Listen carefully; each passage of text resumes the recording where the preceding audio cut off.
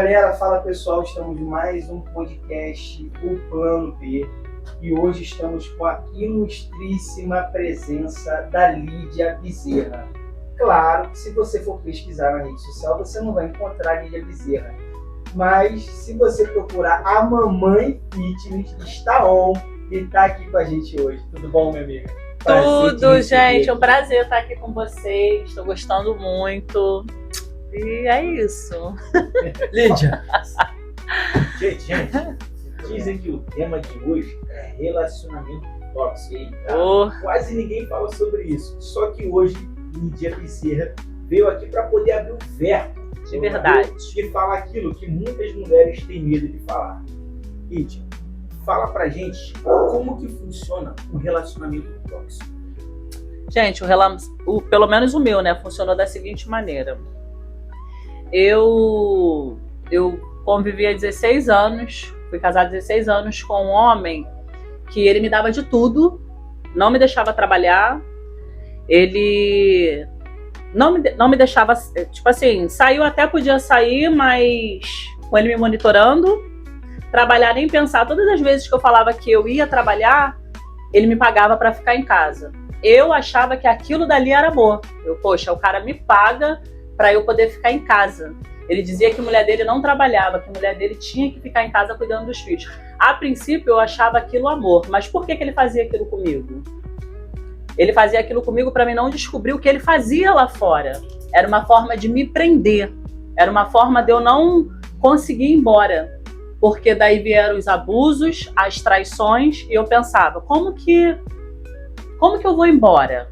Ah, ele me traiu, mas ele me dá de tudo. Ele é abusivo, mas ele me dá de tudo. Uma zona de conforto falsa, né? Exatamente. Eu entrei nessa zona de conforto. Então, cá pra nós, né? Quem tem essa zona de conforto não tem coragem de sair. Eu tinha de tudo. Eu era uma mulher que... Eu era chamada de patricinha. Eu era patricinha ali da Nova Jéssica. Eu tinha um carro, eu tinha uma moto, entendeu? Mas para ter tudo aquilo dali, eu tinha que me submeter a muita coisa.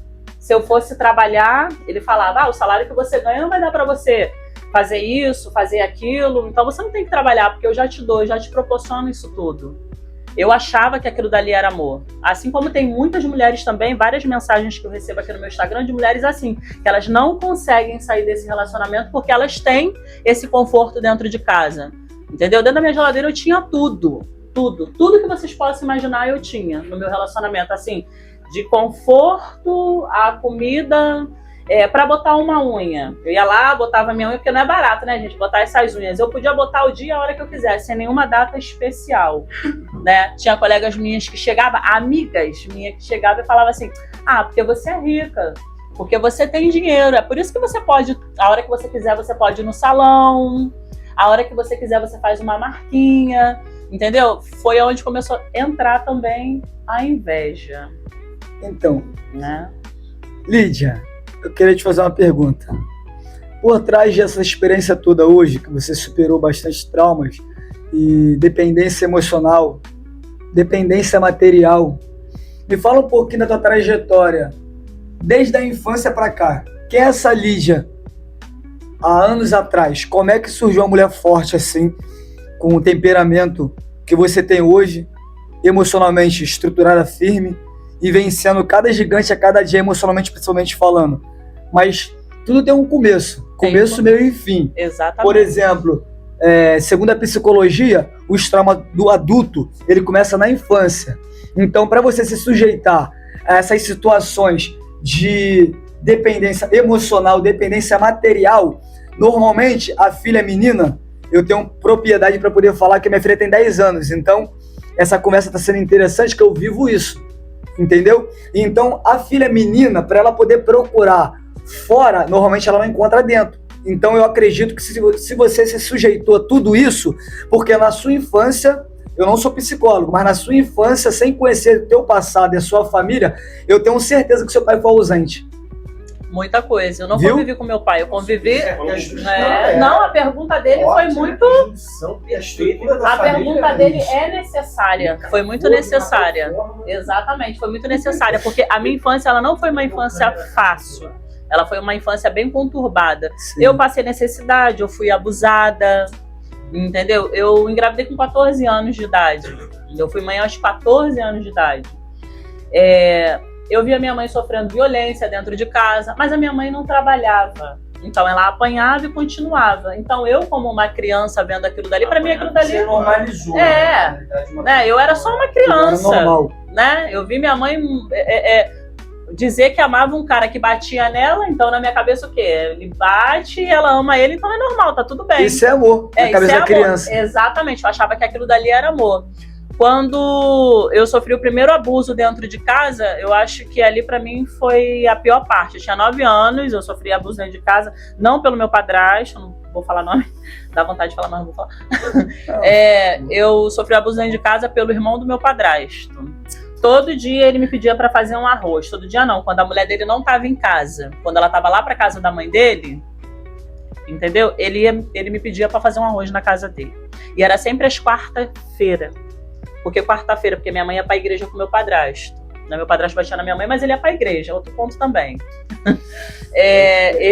Exatamente, né? Aí ele pedia para eu fazer o arroz. É muito importante também a gente ficar atento também aos sinais que as crianças também dão, gente. Sim. Entendeu? A criança, ela dá sinal, só que tem... né? É verdade. Aí eu ia lá fazer o arroz para ele e ali começava, né, os abusos. Como eu era uma criança de 9 anos na época, então não chegou a ser o estupro. Era só aquelas passadas de mão, sabe? Então ali já começou aí na fase de 11 anos, que eu sofri abuso de 9 a 12 anos. 9, 12, 13 anos. Enquanto eu continuei ali, com a minha mãe ali. Então, com 12 anos, já começou a me despertar um interesse muito grande por querer namorar. Eu já queria namorar. Eu queria namorar porque ele despertou esse desejo em mim. De querer conhecer homem. Com 12 anos, eu já era terrível. Sim, mas por quê? Ele exatamente. Com 13 anos eu comecei a namorar em casa, minha mãe deixou, beleza, aí me perdi e tal. Aí com 14 anos conheci o pai da minha filha mais velha. Aí comecei a namorar com ele e logo de cara com 14 anos, eu quis engravidar dele. Não foi nada coisa, eu queria engravidar, eu queria muito engravidar dele. Mas por que eu queria engravidar? Porque eu queria me livrar daquele abuso que era dentro de casa. Eu não queria ficar morando numa casa onde o cara abusava de mim, tanto que quando eu me perdi, ele chegou pra mim e falou assim: agora você já é uma mulher, agora eu posso te pegar. Isso nunca saiu da minha cabeça, entendeu? Então você que tá assistindo a gente, quando você tiver uma experiência parecida dentro de casa, com a criança na sociedade, no bairro, acontece muito isso no século XXI, que você vê uma criança que quer sair de casa cedo, ou às vezes, muitas das vezes, ela quer namorar cedo, não é normal. A gente está entendendo de perto aqui agora e vivenciando aqui a experiência dela, ela está tendo propriedade de poder falar porque ela viveu isso. Então, não podemos achar que é normal o que não é normal. Não é normal. Com 14 anos, ela não podia estar, de maneira nenhuma, entrando num relacionamento nunca. Ela tinha que estar estudando. Exatamente. Né? Ela faz que ela estava em qualificação, formação. E eu, para minha idade, eu era bem erotizada. Sim. Eu sempre falo isso. Eu era uma criança muito, muito adulta. Porque eu tinha isso dentro de casa. Porque você não tinha uma referência positiva dentro de casa. Não tinha, era abuso. Eu acho que é uma pergunta um pouco polêmica, mas que seria interessante a gente fazer para você, porque a gente quer a visão dela. Eu posso ter minha visão, o Gustavo pode ter, o PL, o Mascote, o Jacques pode ter a visão deles. Mas na sua visão, uma criança de 10 anos, de 11 anos, colocar uma roupa de uma mulher de 20 anos, uma adulta, 18, enfim, com um shortinho muito curto, já com uma roupinha bem, aquela roupa mais sensual, você acha isso adequado para nossas crianças hoje, que a gente vê isso muito hoje, as nossas crianças com roupas que é para uma garota de adolescente para adulto usar? O que você acha, na sua opinião? Gente, pelo amor de Deus, as lojinhas aqui de paciência, põe uma roupa mais comportada para as crianças. Eu sou totalmente contra criança se vestir igual adulto. Criança tá lá com um aninho, mãe tá botando cropped e bermudinha. Eu sou contra. Inclusive, no meu ciclo de amigos, eu sempre falo isso. E graças a Deus, minhas amigas que eu tenho, as poucas que eu tenho, concordam comigo. Eu tenho uma filha de 15 anos que odeia roupa curta. Na escola, recentemente, ela foi zoada, chamaram ela de cafona. Porque as meninas, né, de hoje em dia, elas se vestem desse jeito, elas são muito pra frente. E eu, com todo o sufoco de dentro de casa, eu sempre procurei conversar com a minha filha.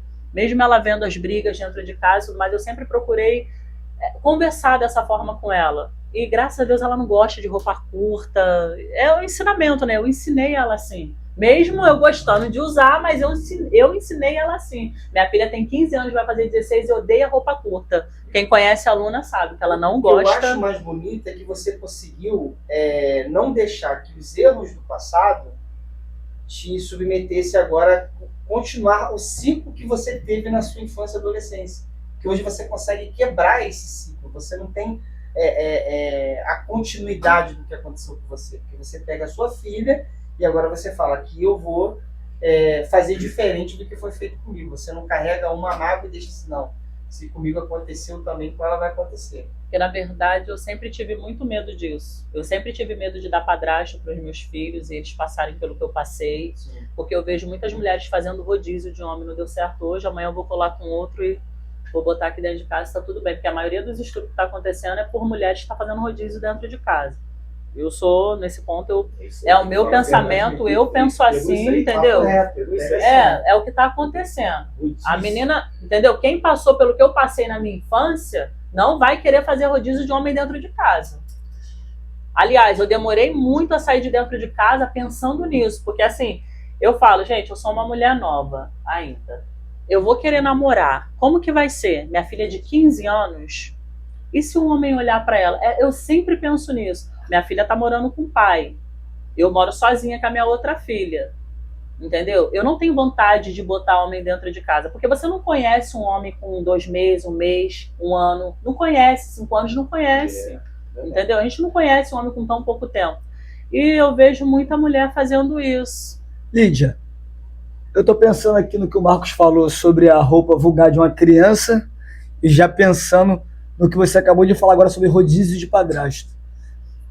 Quando uma criança, ela bota uma roupa, infelizmente, vulgar, ela não teve validação dos pais.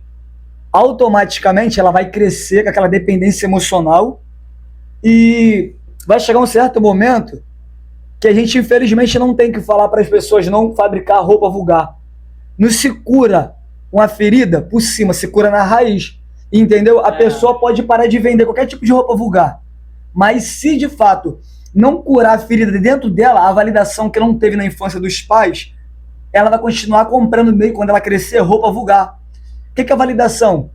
Às vezes a gente pensa que a criança, para ela poder se sentir amada, é dar um telefone iPhone, é dar um presente caro, como a gente conversou mais cedo aqui sobre o assunto, e não é. Às vezes a gente chega um pouquinho atrasado no serviço por ficar 10 minutos brincando com a criança. A criança, quando ela está na idade, segundo a Bíblia, não é querer pregar aqui, mas a Bíblia deixa claro que a inocência da criança é de 0 a 7 anos de idade. Segundo a neurociência, a maturidade começa a partir dos 30 anos de idade. Então a gente começa a entender que as crianças... Você está falando das mulheres, né? Porque dos homens é só dos 40. Exatamente. Então, o homem demora mais para amadurecer, tá? Foi até bom. Foi bom ele reforçar. Segundo a neurociência, a mulher amadurece primeiro do que o homem mesmo. Sim. Entendeu? A mulher com 12 anos, ela não quer mais brincar de boneca. E o menino tá lá soltando pico e jogando bola. Não tá nem pensando em beijar na boca ainda. Perfeito. Não é? É real. Então, retomando, para a gente poder concluir esse raciocínio para entrar na próxima pergunta. Então, infelizmente, a gente tem que entender o seguinte. Não é que a criança, ela cresceu com um pensamento maligno, vulgar. Não, porque se ela está ainda amadurecendo o respeito que ela tem que ter na sociedade, a gente tem que entender que isso começa com os pais, entendeu? Não tem como um pai ferido, machucado, ele passar uma educação com a criança se tornar um adulto saudável. Pais feridos vão criar filhos feridos. É verdade. Entende? Uhum. O que você me diz sobre isso? Tem sentido? Tem sentido sim. Tem todo sentido, porque eu acho que isso para minha mãe faltou muito também na infância da minha mãe. Eu não sei como é que foi a infância da minha mãe e tal. Eu não achava minha mãe, né, tadinha, tô falando da minha mãe, que minha mãe não tá mais viva, mas eu não achava minha mãe uma boa mãe. Porque minha mãe teve 5 filhos, mas cada um era de um pai. Não é nem porque cada um era de um pai, mas ninguém era criado com ela, só eu, que era muito agarrado com a minha mãe, não conseguia ficar sem minha mãe. Mas cada um de um filho foi criado com uma pessoa. Minha irmã, então, tadinha, era a que mais tinha mágoa, porque a minha irmã morou na casa de 3 pessoas e todas 3 maltratavam ela, judiava dela. Minha irmã foi muito judiada na infância dela. Minha irmã era tratada como empregada na casa dos outros. Mas a minha irmã ela é uma inspiração para mim. Hoje eu não tô falando muito com ela, não. Mas eu amo a minha irmã e ela foi uma inspiração para mim não ter virado coisa ruim, sabe? Se no meio daquela infância conturbada eu ainda consegui ser uma pessoa assim boa na infância, né? Não virei coisa ruim. Eu agradeço a minha irmã, porque todas as vezes que eu tinha contato com ela, ela sempre me pegava, me chamava para conversar, dizia que aquele comportamento era impróprio, não era para minha idade, mesmo ela tendo os demônios dela, que eu falo, né? Morando na casa de um, de outro, sendo humilhada, sendo judiada, porque ela era, entendeu? Morava na casa, cada dia estava em uma casa, mas nunca com a minha mãe. Inclusive, ela até chegava para mim e falava assim: mãe, mas você não tá vendo que estão judiando de mim? Por que você não me tira daqui? Eu lembro dessa conversa com a minha mãe. E minha mãe falando: eu não posso tirar você daqui porque eu não tenho condições de levar você para lá. Não é que minha mãe não tinha condições, é que a minha mãe, ela preferiu o marido dela do que a minha irmã. Porque a minha irmã, diferente de mim, ela batia de frente com o meu padrasto. A minha irmã, ela tem uma personalidade muito forte. Não é que ela tem uma personalidade forte, não. Ela é uma pessoa muito bem educada, muito estudiosa, então eu acho que isso também influencia, né? A pessoa, quando é muito estudiosa, ela aprende também a não aceitar muita coisa errada. E é dado como ovelha negra. Exatamente. Eu penso assim, mamãe Fitness, assim, é um pensamento meu e a gente está fazendo críticas sociais. Com e, assim, certeza. Muitas pessoas que tá vendo a gente pode até pensar, discordar, você vai comentar, vai falar da tua forma. Mas eu penso assim, hoje o nosso governo, o nosso sistema que a gente vive, ele já é voltado para esse machismo. Eu vou dar um exemplo. O governo hoje coloca R$600 no Bolsa Família. Ele vai lá, coloca R$600 no Bolsa Família. Aí aquela mulher, que ela tem R$600, que ela tem um filho, inclusive eles incentivam, quanto mais filho você tem, mais o Bolsa Família você vai ganhar. Isso vai prendendo as mulheres, ela não vai fazer um curso, ela não vai ter uma vida profissional acadêmica, porque ela tem um sistema que cobre ela para ela não viver isso. E você tomou essa coragem, né? Você tinha um conforto e você falou: olha, conforto não é tudo. Eu preciso ter a minha vida de volta. E qual o recado que você deixa para essas mulheres que hoje ficou presa nisso, nessa dependência financeira e também emocional do seu relacionamento tóxico? Então, gente, é o que eu sempre digo para as minhas seguidoras, né? São muitas que me mandam mensagem, não dá nem para contar ali o tanto de mensagens que eu tenho, me pedindo ajuda, me perguntando como que eu faço para sair disso. Quando cada mensagem que eu leio, eu fico: caramba, eu tava igualzinha a elas, não conseguia sair por um conforto, por migalhas, vou botar por migalhas. Porque quando eu parei, pensei assim: poxa, mas o que ele me proporciona, eu também posso me proporcionar. O que me impede de me proporcionar o que ele me proporciona? Eu sou capaz de levantar cedo, sim, trabalhar, sim, entendeu? Eu sou capaz de pagar minha unha, de pagar meu cabelo, de pagar minha academia, de pagar meu personal, de pagar até um aluguel se for necessário. Quando eu passei a praticar isso, quando eu passei a pensar assim, e outra coisa também muito forte também que me fez sair daquele relacionamento, foi a minha filha de 15 anos. Porque na última briga que a gente teve, ela olhou pra mim, me abraçou e falou assim, ela começou a pegar as coisinhas dela dentro do guarda-roupa, botar dentro da mochila e falar assim: mãe, vai embora, por favor. Eu não aguento mais ver essas brigas. Aquilo dali pra mim me deu assim, como se eu tivesse tomado um soco, sabe? Tipo, acorda, vai ficar sujeitando a sua filha, vendo sua filha passar por isso, você vai continuar ainda aqui, porque eu achei que eu tava naquele relacionamento, tipo assim, eu pensava assim, ó, eu vou continuar aqui por causa dos meus filhos. Eu sempre falava, vou ficar nesse relacionamento por causa dos meus filhos. Eu achava que eu tava fazendo bem pra eles. Só que no final, entendeu?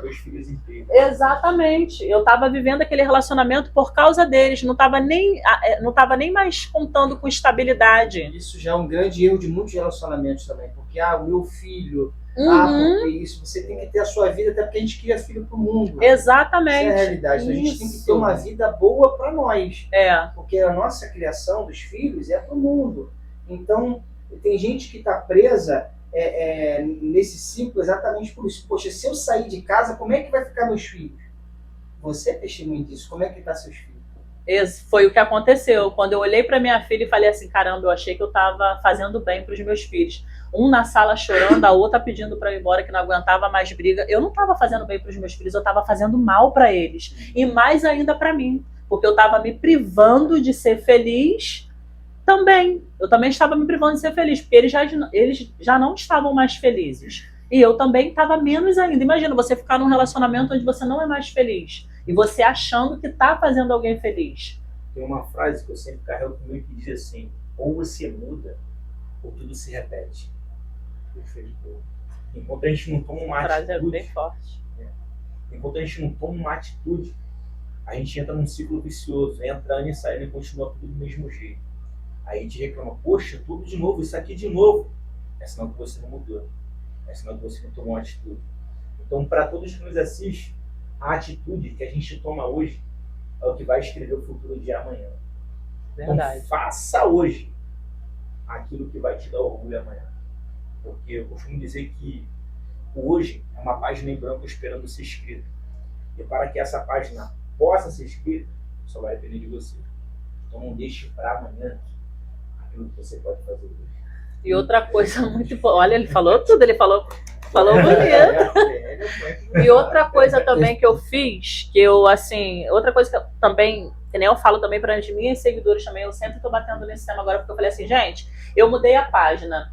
Eu achei uma pessoa, eu tenho 40 anos, comecei a namorar com um menino de 23 anos. Olha, eu queria mais um problema, eu falei assim, vou lá, vou arrumar outro problema, né? Mas eu achei que eu tava entrando num problema. Eu falei, mas por que um menino de 23 anos, bonitinho desse, vai querer comigo, com 40 anos? Tem alguma coisa errada aqui. Mas enfim, eu falei assim, vou arriscar, tô sozinha mesmo. Peguei e arrisquei. Esse menino, na primeira separação que eu tive, né? Eu tava 1 ano já separada dentro de casa mesmo, né? Eu sempre falava pra minha filha, até pro meu genro, falava assim, gente, mas é normal o homem não tocar na mulher? Tá estranho isso aqui, né? Né? Como é que o homem fica 1 ano sem tocar na mulher? Vocês que são homens, tem uma explicação pra isso? Tem alguém? Eu sou suspeito porque eu sou filho de pastora, né? Eu casei virgem. Então tá explicado. Não, mas ele tinha um evangelho pra poder te E eu tinha o celibato, só o casamento e tal. Seu profeta é lá sem preconceito. Aí ficou nisso, 1 ano dentro de casa. Agora vocês vão... Gente, quem quiser me julgar também pode me julgar, porque eu tô aqui pra isso. Que nem eu falar no meu Instagram, podem me julgar. Eu não fico contando as minhas histórias me fazendo de vítima, não. Não fico, que eu sou vítima. Eu não sou vítima. Entendeu? Eu também tive meus erros. Mas se essa parte for um erro, aí cabe vocês também a julgar, porque eu tô aqui pra isso. Eu não ligo pra julgamento, senão eu não botava cara no Instagram. Vai ter que escostelar. Isso aí. Eu fiquei 1 ano em casa sem ter nada com o meu ex. Aí, numa única tentativa, eu fui lá, peguei e engravidei. Daí, a gravidez dura 9 meses, quase 10 meses, né? Aí tá. Aí ficamos mais esse tempo todo sem ter nada. O total, 1 ano. Minha filha nasceu, fez 1 ano, fizemos a festinha e tal. E nada de me tocar. Eu falei, poxa, tem alguma coisa errada aqui. Não tem mais casamento, um dorme na sala, um dorme na rede, então acabou o casamento. Uma mulher... Gente, mulher não gosta de ficar carente. O homem trai pelo aquilo que ele vê, pelo corpo bonito, né? Coisa linda. Vai lá, ele ama a sua mulher, mas ele vai lá e vai trair sim. A mulher, ela é mais sentimento. A mulher é movida a sentimentos. A mulher, ela é sentimento. Eu falo porque eu sou mulher e, entendeu? A mulher, ela é sentimental. Então, eu 1 ano ali, carente e tal, aí me aparece essa pessoa me chamando para conversar no Instagram. Falei, opa, vou conversar, não tô fazendo nada mesmo. Bem. Ô, Dani, uma pergunta. E essa história aí, não, deixa ela terminar. Deixa eu ouvir essa história aí. O Gustavo tá ansioso. É que ele sabe mais ou menos. Em cima disso daí que ela tá falando mesmo. Não, ele sabe mais ou menos. Então, mais uma pergunta interessante. Uma pessoa que ficou esse tempo, 1 ano, né? Sem ninguém. Hoje, você conheceu esse rapaz mais novo do que você e tal. Você diria que você está curada emocionalmente dentro de você? Por que eu tô perguntando isso? Você vai responder. Não, eu tô doida pra te responder isso. Não, sim. Sabe por quê? Porque normalmente... Será que ela que não vai agora ser a tóxica da relação? Tem isso, né? Isso aí. Tá? Sim. Eu tô aqui ansiosa pra falar. Eu tô ansiosa pra falar. É isso que eu vou falar agora. Eu não pode passar pra frente. Entendeu? Então, vamos lá. Primeiro passo, ó. É comprovado. Eu estudei a respeito, vocês podem pesquisar depois. Gustavo, psicólogo. O negócio é interessante. Eu já tive experiência de pessoas na minha família que têm o hábito de se... Agora tá melhorando um pouco, mas tinha hábito de se relacionar com pessoas bem mais nova. E eu fui pesquisar que nunca deu certo, inclusive até hoje é solteira. Eu falei, qual a probabilidade de uma pessoa com diferença de 5, 10, 15 anos de idade dar certo com a pessoa? Então, isso aí. O Marco tem propriedade para poder falar a respeito do tema. Por quê? Também... Então, é sobre isso. É uma coisa interessante. Daqui a pouco vocês vão interagir a experiência de vocês, que é sobre isso. Eu pesquisei e é comprovado. A chance de uma pessoa com diferença de 10 anos para o seu companheiro, vice-versa ali, de dar certo, 10, 15 anos, é de 5%. De 5 anos de diferença é de 50%. Ou seja, quanto mais a diferença de idade for entre ambos ali, do cônjuge, a chance de dar certo é mínima. Por quê? Enquanto um já viveu uma experiência bacana, o outro está começando a entrar naquela experiência. Não é de fato que você quer fazer mal ao menino, mas a probabilidade de o teu relacionamento com esse rapaz de 20 e poucos anos dar certo é mínima. Entendeu? Por quê? Quando você estiver entrando num momento da sua vida que você já viveu com ele, porque vocês estão juntos, se torna um corpo só, ele não tem ainda aquela experiência. Então você vai ter que ter muita maturidade para poder aceitar os momentos deles vulneráveis, de ele estar com a mente dispersa, de ele discordar de você, que vai ter muita diversidade, controvérsia. Tá me entendendo? Porque são mundos diferentes. Eu tive uma experiência agora da minha vida pessoal, eu lembro, quando eu comecei a namorar com a mãe da minha filha, o meu sogro falou uma coisa interessante pra mim. Ele falou assim, ó, você é 7 anos mais velho do que a minha filha. Então, só quero que tu respeite o momento dela. Você tá numa idade, ela tá na outra. Vocês estão vendo uma transição totalmente diferente. Respeita o momento, porque senão vai dar choque e não vai dar certo. Entendeu? Então, sobre isso que você tá vivendo, você, de fato, deveria fazer uma reflexão quando chegar em casa. Você vai contar uma história antiga. É a experiência atual. Fazer uma reflexão do seguinte, para não sangrar em cima de quem te feriu. Não te feriu, no caso. É isso aí. Tá me entendendo? É isso. Porque ela teve um relacionamento abusivo, como ela falou. Pergunta que não quer calar. Ela é tóxica nesse Então, o que a gente aprende Responde quando você. a gente convive com uma pessoa tóxica? Que a gente também, em um certo momento da sua vida, você também vai ser essa pessoa tóxica. Eu peguei muitas referências desse relacionamento tóxico, aprendi muitas coisas da parte ruim. Que não pode fazer. Entendeu? Eu aprendi muita coisa ruim com ele. Eu peguei toda a minha amargura, né, todo o meu lado, e despejei numa pessoa que não tinha nada a ver. Porque eu não acreditava que existia um homem que ia me amar, que ia cuidar de mim, que ia me dar carinho, entendeu? Então eu comecei a ser tóxica com ele. Quando que eu fui tóxica com ele? Quando eu fui pra lá, foi quando você me levou, que eu descobri uma coisa macabra aqui, tive que ir pra lá, né? Eu falei pra ele. Nesse dia eu tomei a decisão assim. Nesse dia eu falei assim, liguei pra ele, eu tava namorando com ele, né? Com esse meu namorado. Ele é lá de Cabo Frio. Liguei pra ele e falei assim, meu amor, você tá fazendo o quê? Porque ele sempre quis casar comigo. Eu quero casar com você, eu quero casar com você. Ele é apaixonado por mim, eu sou apaixonado por ele agora. Aí eu liguei pra ele, tá fazendo o quê? Eu tô indo embora pra ir. Peguei uma mochila, botei minhas coisas e fui embora. Foi até você que me levou na rodoviária, né? Chegando lá, eu vi que não era aquilo que eu queria. Mas eu já tava lá. Eu vi que eu gostava dele, que eu amava ele, mas eu não queria estar morando com ele. Eu meio que morei com ele. Um passo que o amor da sua vida não é para a sua vida. Que não é o momento, na realidade. Eu Não, acho que a convivência, hein, não era o momento. Velho, convivência, o que acontece? Hoje, pela sua experiência, é muito bom você entrar num relacionamento que o cara tem uma estabilidade, ele tenha uma casa, que ele tenha a Exatamente. sua vida. Uhum. Já é um ponto que você já tem que observar. O cara tem que ter a sua própria experiência de vida para não entrar e você ter que cuidar dele. E isso não é bacana agora para você, né?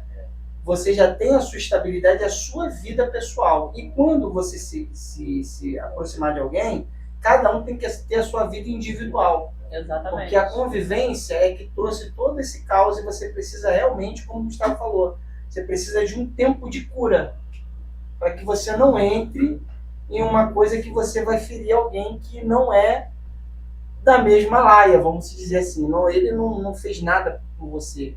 A gente carrega muita bagagem de outros relacionamentos. Exatamente. Essa é a grande realidade. Aham. Então a gente quer se espelhar em alguma coisa que a gente passou e às vezes a gente fica sensível demais no próximo. Então isso também é interessante, né? Pois é, eu acabei sendo a narcisista da história, sem querer querendo. Porque eu peguei feridas minhas, né, Sim. bagagens minhas, e acabei despejando tudo nele, que tá começando a vida agora. Eu comecei a não achar justo, porque, tipo assim, ó, uma pessoa muito boa pra mim, me levava, me buscava no trabalho, abriu as portas da casa dele pra mim, entendeu? Ele mora com os pais dele. Abriu a porta da casa dele pra mim e tal, mas eu vi assim, gente, de um lado eu tinha muita estabilidade, o cara me dava de tudo, então eu acabei fazendo essas comparações. Para um menino que tá começando a vida agora, ele só tem 23 anos, para um cara que eu convivia há 16 anos, que já tinha uma estabilidade, então eu comecei a juntar isso tudo e criou um caos, virou um caos. Eu falei muita coisa feia para ele, eu feri muito ele, comecei a fazer aquelas comparações, porque meu ex me dava isso, porque ele fazia isso. Isso aí eram coisas que eu não via que eu estava sendo a narcisista da história. Eu acabei virando, sem querer querendo, a narcisista da história, por não estar curada. Eu não estava curada e entrei num relacionamento. Eu fiz errado, entendeu? Então eu oriento. Que nem eu falei para as minhas seguidoras, não entre de cara num relacionamento se não estiver curada. Beijar, você vai sentir vontade de beijar na boca porque você é humano. Vai lá, dá um beijinho e volta para casa. Mas não assume relacionamento se não estiver curada, porque você vai machucar outra pessoa. Entendeu? Vai machucar a pessoa, que nem eu machuquei esse menino. Não era nem pra ele estar comigo, tadinho, porque eu machuquei ele do nível assim tão... Dá até vergonha de falar as coisas que eu falava. Eu acho que a pior situação, a pior dor que eu causei pra ele foi ligar um dia pra ele e falar assim, eu não quero mais nada com você não, acabou e tal. Aí tá, a gente concordou, só que nesse mesmo dia eu peguei e fui lá pra Lapa. Eu tô rindo, mas eu tô rindo de nervoso. Nesse dia eu fui pra Lapa, com uma amiga também que era solteira. Eu lá na Lapa, o que acontece? Tava lá num bar, na Lapa, eu e minha amiga solteira, né? Eu com esse negócio de blogueirice, coloquei a localização. Quando eu coloquei a localização, o menino apareceu lá. Quando eu saí do banheiro, tava o menino na minha frente, aí me deu uma crise de riso, ele achou que eu tava debochando dele, sendo que eu não tava. Eu só fiquei nervosa, porque eu não imaginei que ele fosse chegar ali na Lapa, né? Eu falei, então, foi por isso que você terminou comigo e tal. Eu não terminei com ele pra ficar com ninguém, eu terminei porque eu tava machucada ainda, eu tava ferida, e eu só queria curtir. Sem ninguém no meu pé, porque já me incomodava muito o fato de eu ser uma mulher solteira, tipo assim, de ter passado tudo que eu passei e ter alguém no meu pé perguntando onde eu tava, que é perguntas normais, né? O teu namorado ligar, você tá onde e tal? Então nem isso mais eu tinha paciência de responder. Então eu terminei e nesse dia eu fui pra Lapa. Só que quando chegou lá na Lapa, sabe como é que é, né? Os homens vêm pra cima, ficam em cima e tudo mais. Só que... Baseada no que você está falando, você acha que a mulher ela nunca está satisfeita? Você acha que o homem pode fazer tudo pela mulher, tudo, tá? Tanto de abrir a porta do carro, ou da flor, ou dar uma vida estável para ela, e num determinado momento ela ainda vai falar que não pediu nada, que ela não, ainda está faltando algo. Você acha que isso é 99%? Existe uma porcentagem disso? Você acha que a mulher ela consegue sentir a satisfação daquilo que ela está recebendo? O que você acha? Eu não sou mulher, né? Eu não tenho os hormônios da mulher. O que você acha sendo mulher? Eu sou o tipo de uma mulher que se o cara passa numa... Ele tá sem dinheiro, tá? Eu sou fácil de ser agradado. Ele tá sem dinheiro, mas ele passou na padaria e falou assim, amor, eu vi esse brigadeiro aqui, bem lembrei de você. Eu posso estar de dieta que eu vou comer, porque ele passou na padaria e lembrou de mim. Podrão entendeu? te conquista, podrão.